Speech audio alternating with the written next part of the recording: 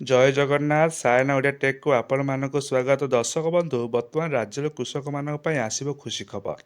ତେଣୁ ଖୁବ୍ ଶୀଘ୍ର ରାଜ୍ୟରେ ଲାଗୁ ହେବ ସିଏମ୍ କିଷାନ ଯୋଜନା। ଏଥିରେ ଦେଖନ୍ତୁ, ପୂର୍ବ ସରକାର କାଳିଆ ଯୋଜନା ଆରମ୍ଭ କରିଥିଲେ। ବର୍ତ୍ତମାନ ବିଜେପି ସରକାର ରାଜ୍ୟରେ ସିଏମ୍ କିଷାନ ଯୋଜନା ଲାଗୁ କରିବେ। ଏଥିରେ ଚାଷୀ କହୁଛି ଯେ ଆମକୁ କ'ଣ ମିଳିଲେ ଅଧିକା। ଚାଲନ୍ତୁ ଏହି ପ୍ରସଙ୍ଗଟି ଆମେ ଡିସ୍କସ୍ କରିବା। ଦେଖନ୍ତୁ, ଏଠି ବର୍ତ୍ତମାନ ପୂର୍ବ ସରକାର ରାଜ୍ୟର ଯୋଗ୍ୟ ଚାଷୀ ଓ ନାମା ଚାଷୀମାନଙ୍କୁ ଏଠି ଖରିଫ ଏବଂ ରବି ଫସଲରେ ବିହନ ସାର ଏବଂ ଔଷଧ କିଣିବା ପାଇଁ ଏଠି ରାଜ୍ୟ ସରକାର 2ଟି କିସ୍ତିରେ 2,000 ଟଙ୍କା ଲେଖାଏଁ ଆର୍ଥିକ ସହାୟତା ଦେଉଥିଲେ। ତେଣୁ ପ୍ରତିବର୍ଷ ଏଠି 4,000 ଟଙ୍କା ଯୋଗ୍ୟ କ୍ଷୁଦ୍ର ଚାଷୀ ଓ ନାମାଙ୍କନ ଚାଷୀକି ଏଠି ମିଳୁଥିଲା।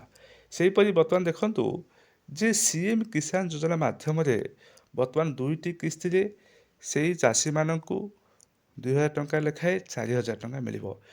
ଏବଂ ପ୍ରତିବର୍ଷ ନୂଆଖାଇ ଏବଂ ଅକ୍ଷୟ ତୃତୀୟାରେ 2ଟି କିସ୍ତି ମାଧ୍ୟମରେ 4,000 ଟଙ୍କା ମିଳିବ। ଏ ଥିଲା ଉପମୁଖ୍ୟମନ୍ତ୍ରୀ କେବି ଶ୍ରୀଦେବୀଙ୍କ ବହୁତ ବଡ଼ ଘୋଷଣା। ସେହିପରି ଦେଖନ୍ତୁ, ବର୍ତ୍ତମାନ ପୂର୍ବ ସରକାର ଗ୍ରାମାଞ୍ଚଳର ଭୂମିହୀନ କୃଷକମାନଙ୍କ ପାଇଁ ଯେକୌଣସି ବ୍ୟବସାୟ କରିବା ପାଇଁ ଏଠି 12,500 ଟଙ୍କା ଦେଉଥିଲେ।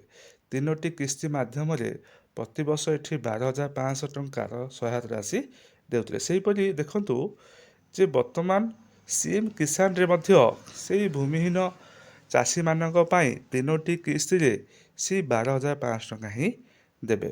ଏଥିରେ ଦେଖନ୍ତୁ, ଚାଷୀମାନଙ୍କ ଆକାଉଣ୍ଟକୁ ସିଧାସଳଖ ଯିବ ଏଠି ପଇସା। ଯେଉଁମାନେ ସିଏମ୍ କିଷାନରେ ସାମିଲ ହେବାକୁ ଚାହୁଁଛନ୍ତି ସେମାନେ ସିଏମ୍ କିଷାନ ପୋର୍ଟାଲରେ ଆବେଦନ କରିପାରିବେ। ଇଏ ଥିଲା ଆଜିର ପ୍ରସଙ୍ଗ। ଏଥିରେ ଚାଷୀ କହୁଛି ଯେ ବର୍ତ୍ତମାନ କାଳିଆ ଯୋଜନା ଓ ସିଏମ୍ କିଷାନ ଯୋଜନାରେ ଆମକୁ କ'ଣ ମିଳିଲା ଅଧିକା। ତେଣୁ ଆପଣମାନେ କମେଣ୍ଟ ମାଧ୍ୟମରେ ଜଣାନ୍ତୁ ଯେ ଚାଷୀକୁ ଏଠି କ'ଣ ମିଳିଲା ଏଠି ଅଧିକା। ଯଦି ଭିଡ଼ିଓଟି ଭଲ ଲାଗିଥିବ ଲାଇକ୍ ସବସ୍କ୍ରାଇବ୍ ନିଶ୍ଚୟ କରନ୍ତୁ। ଏହିଭଳି ନୂଆ ନୂଆ ଭିଡ଼ିଓ ଦେଖିବା ପାଇଁ ଆମ ଚ୍ୟାନେଲକୁ ସବସ୍କ୍ରାଇବ୍ କରନ୍ତୁ।